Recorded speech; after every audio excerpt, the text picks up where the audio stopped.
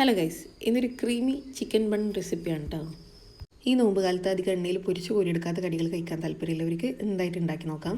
ഒരു air fryer ഉണ്ടായാൽ മാത്രം മതി. ഇതിനായിട്ട് ഒരു പാത്രത്തിൽ 1 കപ്പ് പാലെടുത്ത് അതിലേക്ക് 1 സ്പൂൺ ഈസ്റ്റ്, 1 സ്പൂൺ പഞ്ചസാര ഇട്ട് ഒരു 15 മിനിറ്റ് റെസ്റ്റ് ചെയ്യാൻ വെക്കാം.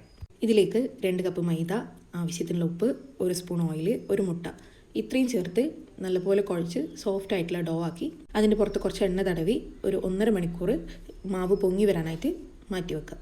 ഇനി ഇതിൻ്റെ ഫില്ലിങ്ങിനായിട്ട് ബോൺലെസ് പീസ് ചിക്കൻ ചെറുതായി അരിഞ്ഞ് ഉപ്പ്, മുളക്, കുരുമുളക് പൊടി, ഒറിഗാനോ, കുറച്ച് സോയാ സോസ് ഒഴിച്ച് മാരിനേറ്റ് ചെയ്ത് ഒരു 10 മിനിറ്റ് റെസ്റ്റ് ചെയ്ത ശേഷം ഒരു പാത്രത്തിൽ കുറച്ച് ഓയിൽ ഒഴിച്ച് ഇതൊന്ന് ഫ്രൈ ചെയ്തെടുക്കാം. ചിക്കൻ ഫ്രൈ ആയി വരുമ്പം പാത്രത്തിൽ നിന്ന് എടുത്ത് മാറ്റി അതിലേക്ക് 1 സ്പൂൺ ഓയിൽ കൂടി ഒഴിച്ച് 1/2 കപ്പ് ചോളം ഇടുന്നുണ്ട്. ചോളം ജസ്റ്റ് ഒന്ന് കുക്കായി കഴിഞ്ഞാൽ ഇതിലേക്ക് ഒരു ക്യാപ്സിക്കും, ഒരു സവാള അരിഞ്ഞതും കൂടി ചേർത്ത് കൊടുക്കാം. ഫുൾ ഫ്ലെയിമിലിട്ട് ജസ്റ്റ് ഒന്ന് മിക്സ് ചെയ്ത ശേഷം 1 സ്പൂൺ കുരുമുളക് പൊടിയും ആവശ്യത്തിലുള്ള ഉപ്പും 1 സ്പൂൺ സോയാ സോസും കൂടി ഒഴിച്ച് മിക്സ് ചെയ്ത് ഫ്ലെയിം ഓഫ് ചെയ്യാം. ഇനി ഈ ഫില്ലിങ്ങിനെ ക്രീമി ആക്കാൻ വേണ്ടിയിട്ട് വൈറ്റ് സോസ് കൂടി റെഡിയാക്കാനുണ്ട്. അതിനായിട്ട് ഒരു പാത്രത്തിൽ ബട്ടർ ഇട്ട് കൊടുക്കുക. ബട്ടർ മെൽറ്റ് ആകുമ്പോൾ കുറച്ച് ഗാർലിക് ഇട്ട് ഒന്ന് സോട്ട് ചെയ്യുക. അതിലേക്ക് 1 സ്പൂൺ മൈദ ചേർത്ത് അതുകൂടി ഒന്ന് സോട്ട് ചെയ്തിട്ട് അതിലേക്ക് 1 കപ്പ് പാൽ ഒഴിച്ചു കൊടുക്കുക.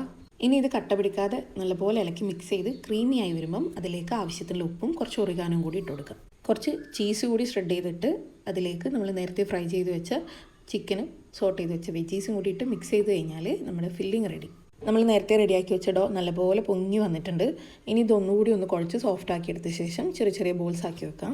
ഓരോ ബോൾസും ചെറുതായി പരത്തി അതിൻ്റെ അകത്ത് ഫില്ലിങ്സ് വെച്ച് ഒരു ബൺ ഷേപ്പിലാക്കി എടുക്കാം.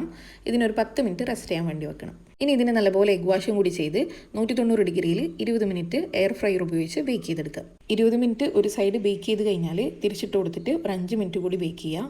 അപ്പോൾ നമ്മുടെ ക്രീമി ആയിട്ടുള്ള ചിക്കൻ ബൺ റെഡിയാവും. വീഡിയോ ഇഷ്ടപ്പെട്ടെങ്കിൽ ലൈക്ക് ചെയ്യുക, കമൻറ്റ് ചെയ്യുക, ഷെയർ ചെയ്യാൻ മറക്കണ്ട. ചാനൽ സബ്സ്ക്രൈബ് ചെയ്യാത്തവരാണെങ്കിൽ സബ്സ്ക്രൈബും കൂടി ചെയ്യുക. അപ്പോൾ ഓക്കെ, ബൈ.